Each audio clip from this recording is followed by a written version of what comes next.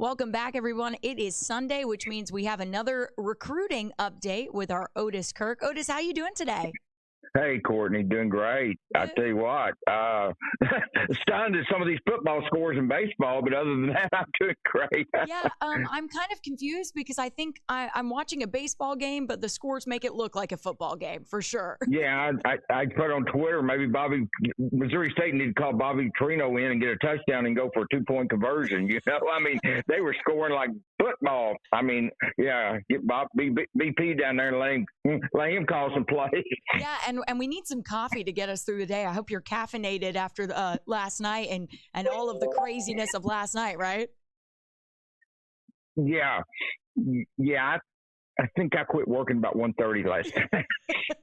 Yeah, it was a late night for sure. But I know we're thinking about baseball, but we got to talk to you about some Arkansas football this week because some things happening, especially like we picked up a defensive tackle commitment for the 2022 class and Taylor Lewis. Can you talk about him and what he brings to the Razorbacks? Yeah.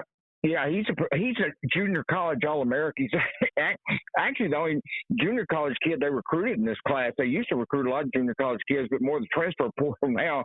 But they found him at College at the Canyon, same school that Dorian Gerald came to Arkansas from. He's 6'3", 300, very good defensive tackle.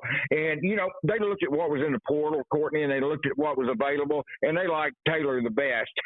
And so they beat Washington State, Oregon State, Missouri, Nebraska, and a whole list of other schools to get him. And he'll be here, and like I said, he's got 2 years to play. He'll be here this summer and practicing or working out with the team, doing the summer workouts, and then get to play this fall, and then have another year after that. And it's a good pickup. He's a very good kid too, and he's originally from Chicago. And so he really appreciated what Deke Adams did to him during the recruiting, how he recruited him, didn't pressure him. At first he was wanting to take his 5 visits. Deke said that's fine. He just wanted to make sure Arkansas got a visit, but he didn't pressure him to not take other visits. But when Taylor got here, he fell in love with the place, and he had visited Washington State and Oregon State, but he found saw no reason to need to visit to Missouri and Nebraska. So he ended it and committed to Arkansas there, went public with it this week. And he had 18 tackles and 7 solos, 1.5 for a loss, pass breakup last year, played in 6 games. I think he had some injuries. But right now, he'll be an interior defensive lineman to go with the one they got from Arkansas State, Terry Hampton. And that's, they got 2 defensive ends out of the portal.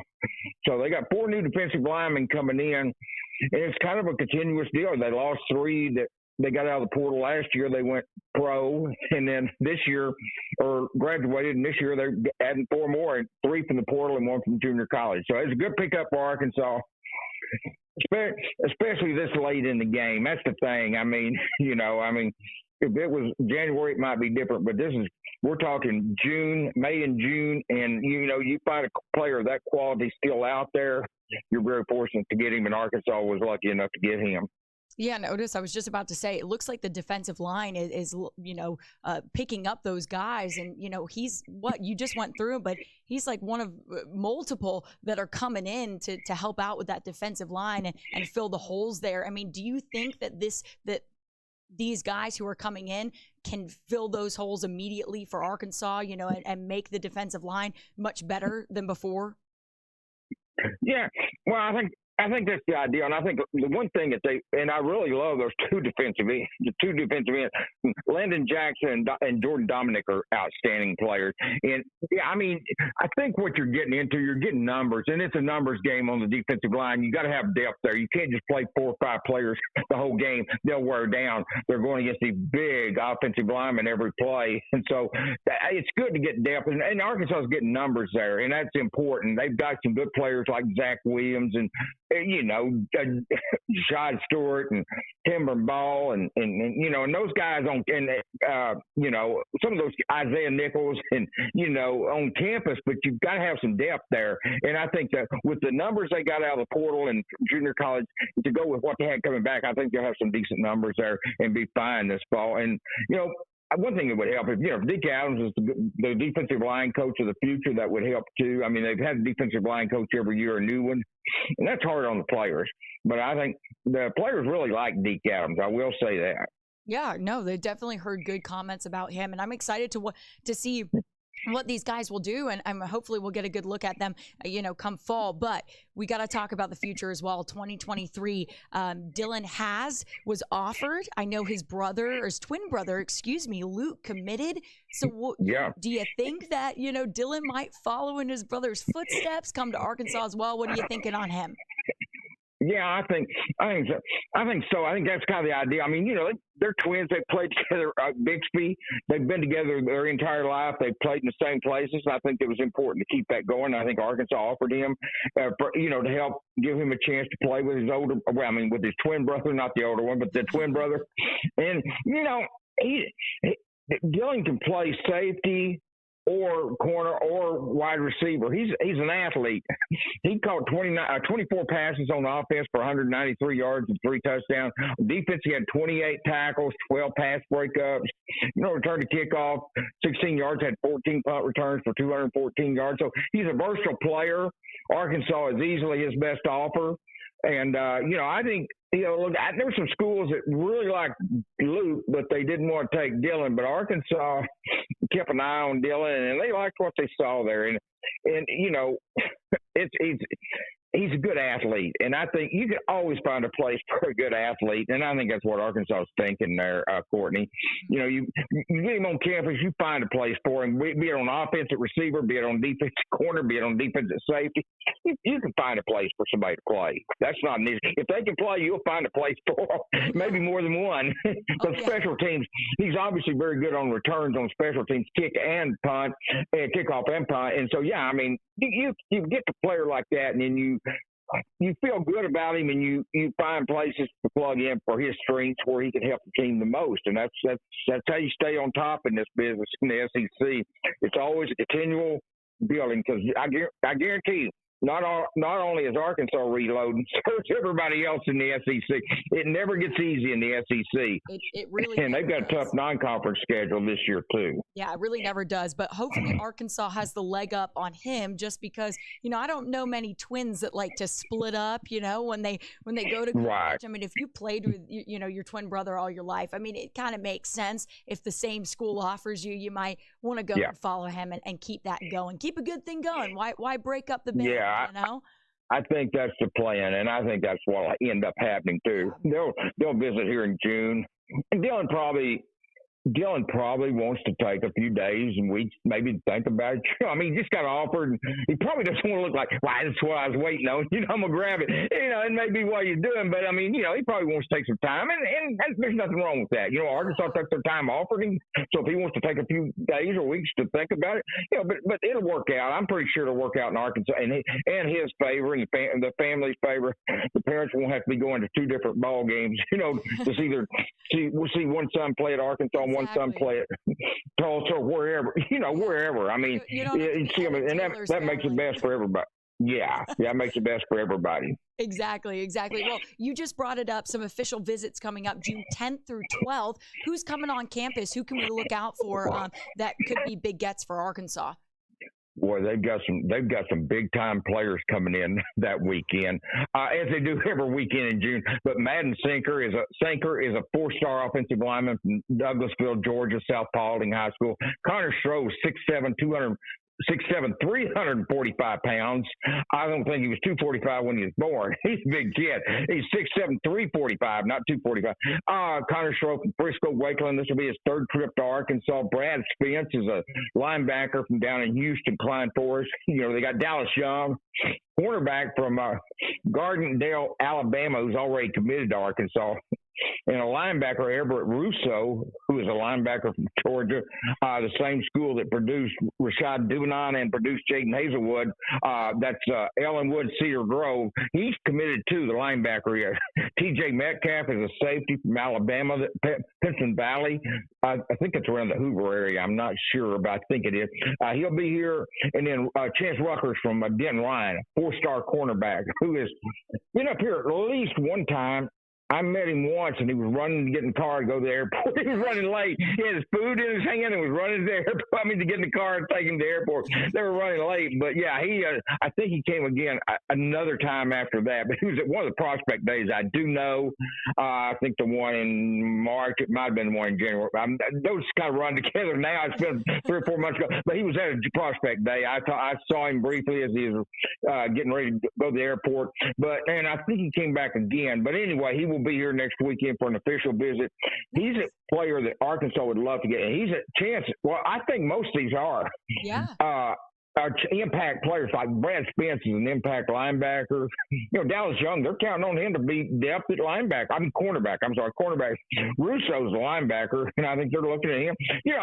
This is something that Arkansas is bringing these kids in. They get to see the campus, and they fall in love with this place. And the good thing is, almost every single one of these kids, not all of them, but almost every single one of these kids have seen it. Metcalf came to a prospect day. Rucker came to at least one. Russo has been here. He camped here last year. Stroh, I know, has been here twice already. He was here in January. And then he came back on April 16th for what was that spring game or scrimmage? Yeah, spring scrimmage. He came for that, so I know he's been here twice. Sanker, I'm not sure if he's been here. It seems like he has. But anyway, most of these kids have already seen this place. They liked it well enough to get back up for an official visit. And the ones that haven't seen it, we'll get a chance to see it next weekend. And the official visit's great because the coaches can take them out to eat. Yeah. They can show them around campus. They get a recruiting host. It's really fun. And there's one thing that so Taylor Lewis. He had a good time with with Jordan Dominic, Isaiah Nichols, the Hampton kid, Terry Hampton from Arkansas State that transferred in. They go out with the future teammates here if they come here, and they have a good time. And it's fun, and that's what official business is supposed to be. Everybody wants to know how it went. Well, if it wasn't fun, you're not doing something. You're doing something very bad. If an official business is not fun, you're doing something very bad, man. And so, I think Arkansas is in good shape with most of these kids. And not only will they be visitors here next weekend, Courtney, they're going to have some camps starting next Sunday too. I was just about to ask you about that. It's not, it's all game. It's not all fun and games, but it is a lot of fun and games when it comes to summer for football. Especially when you talk about summer camps. How exciting is that Arkansas is hosting these camps, and who maybe can we see at them that we should be watching out for? Yeah, here's the deal. They're going to have a specialist camp next week on Sunday. And that's for long snappers, punters, kickers, and Coach Fountain will run that. But they're also going to have a prospect camp. And this is where kids come that play other positions that want to try to show the coaches what they can do and think maybe I'm worthy of a scholarship. And some of the kids with scholarships will come here. It's got a scholarship. They get to work out with them. And it's a two-way street because the coaches get to see what you can do.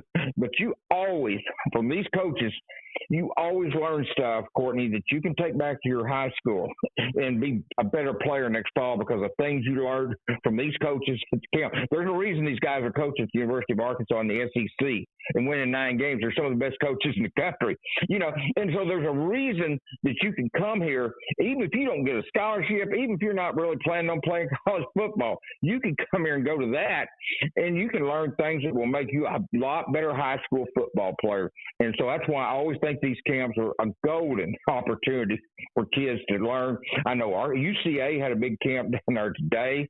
Would love to have gone to that, but I was tied up with up here and then baseball tonight. But no, you learn from these college coaches. These guys are excellent at what they do, they'll be Arkansas will get some of these kids out of this camp.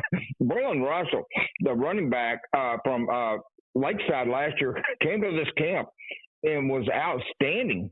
And he got a scholarship offer after the camp. Other kids did too, and he committed during one of the football games this fall. It's a chance to show the coaches what you can do and also learn stuff. So these camps are very valuable. If you're a prospect and you're interested in getting better as a player and possibly going on to play college, come to this camp and learn from these guys because, like I said, there's a reason they're coaching where they are because they're among the best in the nation. Yeah, I mean, I want to go to this camp.